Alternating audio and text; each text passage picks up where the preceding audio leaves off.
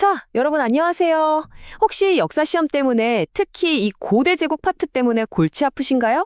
걱정 마세요. 오늘 저랑 같이 복잡한 역사 아주 명쾌하게 정리해서 시험 완벽 대비 한번 해보자고요. 오늘의 핵심 질문은 바로 이겁니다. 제국은 도대체 어떻게 만들어지고 또 어떻게 유지될까? 이 질문에 대한 답을요, 우리 아시리아부터 시작해서 저기 알렉산드로스 대왕까지 여러 고대 제국들이 어떻게 흥하고 망했는지 그 스토리를 따라가면서 한번 찾아볼게요. 네, 그래서 오늘은 바로 이 순서대로 갈 겁니다. 아시리아, 페르시아, 그리스, 그리고 알렉산드로스까지. 여기서 중요한 건 각 제국들이 어떤 방식으로 통치했는지 이걸 비교해 보는 거예요. 뭐가 성공의 비결이었고 또 뭐가 실패의 원인이었는지. 그리고 당연히 시험에 나올 핵심이 뭔지 딱딱 짚어드릴 겁니다. 자, 그럼 첫 번째 이야기부터 시작해 볼까요?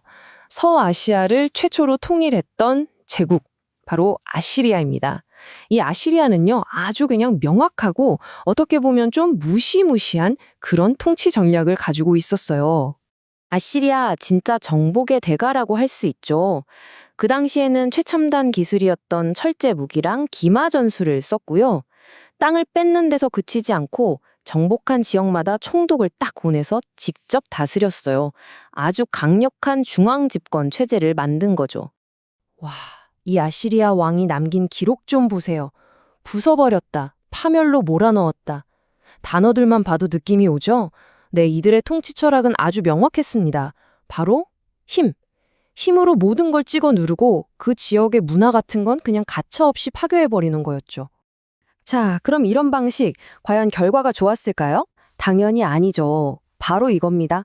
너무 가혹하게 통치하니까 정복당한 사람들이 가만히 있겠어요? 곳곳에서 반란이 일어났고 결국 그 반란 때문에 아시리아는 생각보다 엄청 빨리 멸망해버립니다.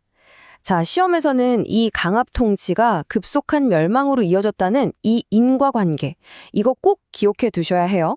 자, 이제 아시리아 다음으로 등장한 강대국, 아케메네스 왕조, 페르시아를 한번 볼게요.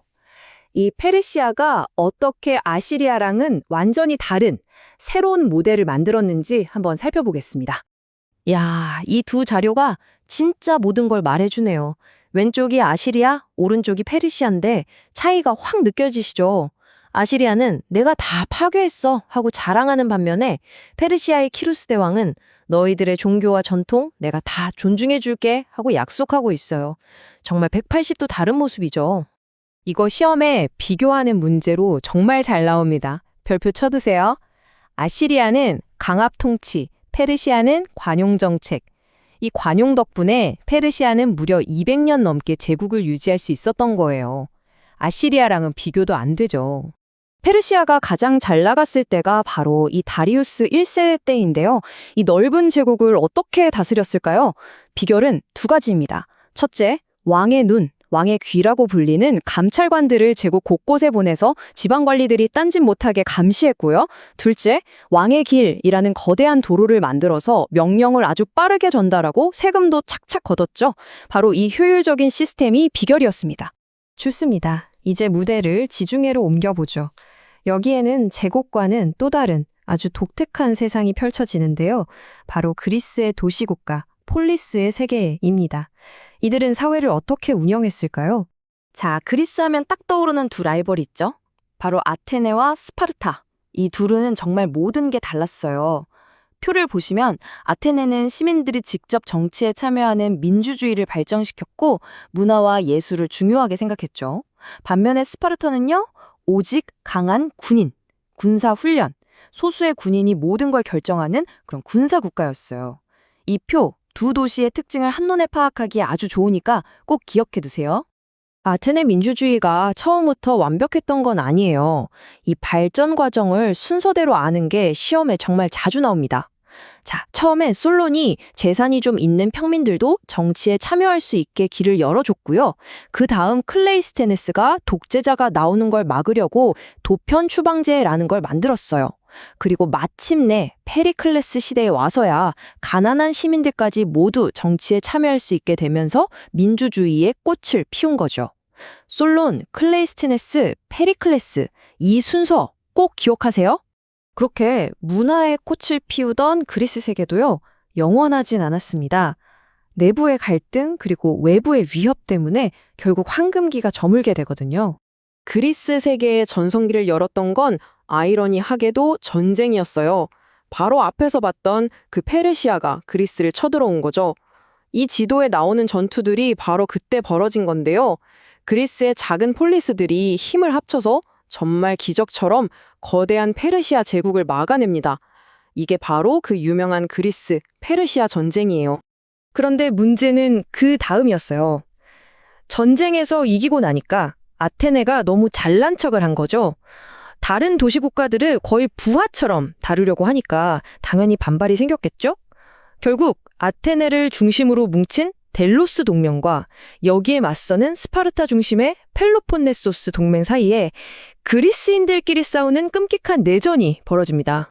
자, 그래서 이 내전의 결과가 어떻게 됐을까요? 스파르타가 이기긴 했는데 그게 중요한 게 아니에요. 핵심은 그리스 전체가 이 싸움으로 완전히 지쳐버렸다는 겁니다. 힘이 쭉 빠진 거죠. 그리고 바로 그 틈을 타서 북쪽의 새로운 강자, 마케도니아가 그리스를 정복하게 되는 길을 열어준 셈이 됐어요. 바로 그 마케도니아에서 역사상 가장 유명한 인물 중 한 명이 등장합니다. 네, 바로 알렉산드로스 대왕이죠. 그는 이전에 없던 아주 새로운 아이디어로 제국을 만들 생각을 했어요. 이 지도를 좀 보세요. 정말 입이 떡 벌어지지 않나요? 알렉산드로스는 불과 10년 좀 넘는 기간 동안 그리스에서부터 이집트를 지나 저 멀리 인도까지 어마어마한 대제국을 건설했어요. 그런데 중요한 건 이 넓은 제국을 다스리는 그의 방식이 이전의 아시리아나 페르시아와는 완전히 달랐다는 거예요. 그야말로 혁명적이었죠. 알렉산드로스 해답은 힘으로 누르는 것도 그냥 내버려 두는 것도 아니었어요. 바로 적극적인 융합이었습니다. 제국 곳곳에 알렉산드리아라는 도시를 세워서 그리스 문화를 전파하고 그리스인들이 동쪽으로 이주하는 걸 장려했어요. 심지어 그리스인과 페르시아인이 결혼하는 것도 적극적으로 권했죠. 말 그대로 동양과 서양을 하나로 섞으려고 한 겁니다. 이렇게 그리스 문화와 동방의 문화가 하나로 섞여서 만들어진 새로운 문화를 뭐라고 부를까요? 바로 헬레니즘입니다. 이 단어는 시험에 100% 나온다고 보시면 됩니다. 헬레니즘. 이 문화는 이후 수백 년 동안 예술, 철학, 과학 모든 분야에 엄청난 영향을 미쳤어요. 자, 이제 거의 다 왔습니다. 시험 보기 직전에 이것만은 꼭 봐야 한다. 최종 벼락치기 시간입니다. 오늘 배운 내용 중에 가장 중요한 사실들 머릿속에 확실하게 각인시켜 드릴게요. 자, 시험 직전은 이 4개의 키워드만 딱 기억하세요. 첫째, 아시리아는 공포, 강압 통치로 당했다.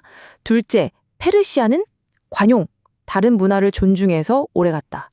셋째, 그리스는 폴리스, 아테네 민주주의와 스파르타 군사국가, 하지만 내분으로 쇠퇴했다. 마지막, 알렉산드로스는 융합, 동서 문화를 섞어서 헬레니즘 시대를 열었다. 공포, 관용, 폴리스, 융합. 이 4단어가 오늘 내용의 전부라고 해도 과언이 아닙니다. 네, 이렇게 해서 초고속 시험 대비 정리가 모두 끝났습니다. 자, 이제 시험 준비하시면서 한번 생각해 보세요. 수천 년 전, 이 고대 제국들이 했던 선택들이 지금 우리가 사는 세상의 리더십과 어떻게 연결될 수 있을까요? 여러분 모두 시험 잘 보시길 바랍니다. 화이팅!